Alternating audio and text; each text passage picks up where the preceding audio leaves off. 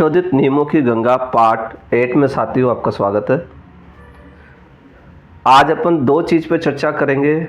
एक RISL fees पे चर्चा करेंगे, जो अमेंडमेंट हुआ है, रिवाइज जो रेट हुई है उस पर बात करेंगे। दूसरी चीज़ PWFR के अंदर अभी हाल ही कुछ चेंज किया गया, उसमें ये बताया गया है यदि कोई वर्क ऑर्डर के जब अपन एक्सटेंशन करते हैं तो जब भी वो 2 गुना से अधिक समय जब हो जाता है तब किसको पावर होगा, इस पे साथियों अपन चर्चा करेंगे। सबसे पहले साथियों RISL फीस। साथियों RISL फीस आप सभी को पता है, राजकॉम इन्फो सर्विसेज लिमिटेड, ठीक है। जब भी RISL फीस जब भी मांगी जाती है टेंडर में, तो जो भी DD या BC it means demand draft या बैंकर चेक आप लेंगे वो मैनेजिंग डायरेक्टर RISL इसके नाम से आपको लेना है। तो ये ध्यान रखना, किसके नाम से चेक लेना है आपको, मैनेजिंग डायरेक्टर RISL। यदि इस नाम से नहीं लिया, गलत नाम से लिया, तो ये क्या करता है, इसको एक्सेप्ट नहीं करेगा, स्वीकार नहीं करेगा। इसी के नाम से आपको लेना है। दूसरी चीज़, जो ये फीस आप ले लेते हैं ये वापस रिफ़ंड नहीं होगी। ये जो ले ली वो वापस रिफ़ंड नहीं होगी। और ये आप सबको पता है कि RISL फीस जो प्रोसेसिंग फ़ीस होती है, आपको पता है टेंडर में 3 फीस कई बार रखते हैं। तो जो सेकंड फीस होती है प्रोसेसिंग फ़ीस, ये जब भी आप कोई ऐसा टेंडर करते हैं जब आपको ई-प्रोक पे करना हो, क्या करना हो, जब ई-प्रोक पे आपको क्या करना हो, टेंडर करना होता है, तब आप RISL फीस लेते हैं, ठीक है, वो तो आपको पता है। अब बात करते हैं RISL फीस में जो संशोधन किया गया, उसमें ये कहा गया है यदि बिड की एस्टिमेट रेट 50 लाख है तब आप 500 रुपये की RISL फीस मांगेंगे, ठीक है। जब आप 50 लाख से 1 करोड़ के बीच में है तब आप 1500 रुपये इनसे लेंगे, बिडर से। तीसरा है जब 1 करोड़ से 5 करोड़ के बीच में तब आप 2000 रुपये लेंगे। अब जब 5 करोड़ से अधिक है तब आप कितनी फीस लेंगे, 2500 रुपये लेंगे। ये अमेंडमेंट किया गया है, ठीक है साथियों। वित्त विभाग द्वारा दिनांक 27/1/2023 को साथियों ये ऑर्डर जारी किया गया है। ये रिवाइज RISL प्रोसेसिंग फ़ीस के संबंध में है।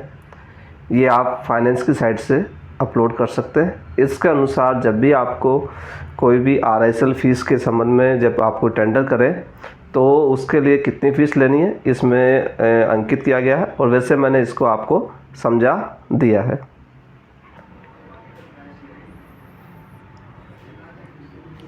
अब हम चर्चा करेंगे साथियों PWFR। इसमें साथियों अभी हाल ही में एक अमेंडमेंट किया गया है। इसमें कहा गया है लोक निर्माण विभाग जो होता है PWD के भाग सेकंड, ठीक है, के भाग सेकंड के अपेंडिक्स 13 के SOP के क्रम संख्या 23 के आइटम नंबर 3 में कुछ संशोधन किया गया है। जो SOP है उसके सीरियल नंबर 23 के 3 में कुछ संशोधन किया गया है। वो क्या है, इसमें कहा गया है कि जब भी कोई कार्यादेश इट मीन्स वर्क ऑर्डर आप जारी करते हैं, यदि उसके 2 गुना से अधिक समय लग गया हो, उसने काम पूरा नहीं किया हुआ हो और 2 गुना से अधिक समय लग गया हो, और अंतिम बार समय का विस्तार करना चाहते हो, इट मीन्स टाइम एक्सटेंशन दे रहे हो, अंतिम अवधि दे रहे हो उसको, जिसको कह रहे हो कि अंतिम बार हम आपको ये देते हैं टाइम एक्सटेंशन, तब आपको किससे अनुमति लेनी होगी, इट मीन्स अप्रूवल किससे लेनी होगी। तो इसमें ये कहा गया है next to next higher authority से लेंगे। कहने का मतलब इसमें यही है, पहले क्या होता था कि जब, अब इसमें जो एक एग्जाम्पल भी दिया मैं बताऊंगा आपको, तो इसमें फिक्स कर दिया गया। पहले क्या होता है कि जब भी टेंडर का एक्सटेंशन जब करना होता था अंतिम बार, तो हाई अथॉरिटी से अपने को अनुमोदन लेना होता था, अब वो नहीं लेना होगा। अब इसमें ये कहा गया जिसको टेंडर के का पावर था अनुमोदन का, उसी से ही अब आप ले सकते हैं। जैसे इन्होंने एक एग्जाम्पल भी दिया है, वो मैं बताता हूँ। जैसे कि मान लो अभी कोई वर्क ऑर्डर है, कार्यादेश की अवधि मान लो 6 महीने का आपने उसको टाइम दिया कि 6 महीने में आपको काम पूरा करना है, उसके 2 गुना इट मीन्स 12 महीने तक भी उसने मान लो वो काम नहीं किया।